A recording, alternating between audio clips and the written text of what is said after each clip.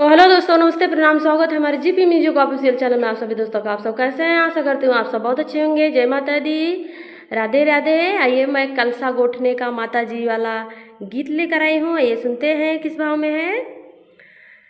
के बनावे मैया माटी के कलशवा, के बनावे मैया माटी के कलशवा, कवन रनियाना कवन रनियाना गोठे माई के कलशवा, कवन रनियाना गोठे माई के कलशवा, कवन रनियाना हे कवन रनियाना कवन रनियाना गोठे माई के कलशवा, कवन रनियाना गोठे माई के कलशवा, कवन रनियाना।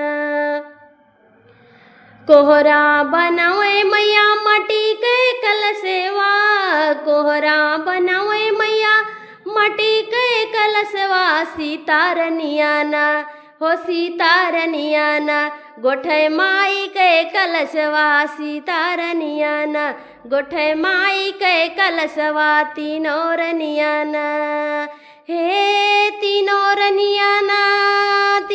रनियाना हो सीता रनियाना गोठे माई के कलशवा, तीनों रनियाना गोठे माई के कलशवा, तीनों रनियाना। के बनावे मैया माटी के कलशवा, के बनावे मैया माटी के कलशवा, कवन रनियाना हो कवन रनियाना गोठे माई के कलशवा, कवन रनियाना गोठे माई के कलशवा, कवन रनियाना।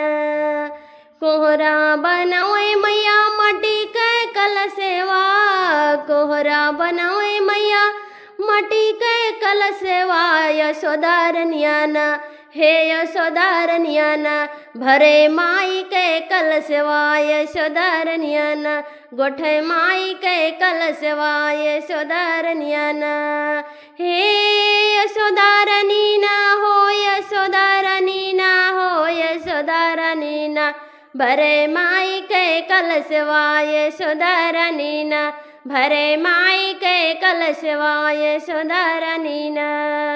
के बनावे मैया माटी के कलशवा, के बनावे मैया माटी के कलशवा, कवन रनियाना हे कवन धनियाना भरे माई के कलशवा, कवन धनियाना भरे माई के कलशवा, कवन रनियाना।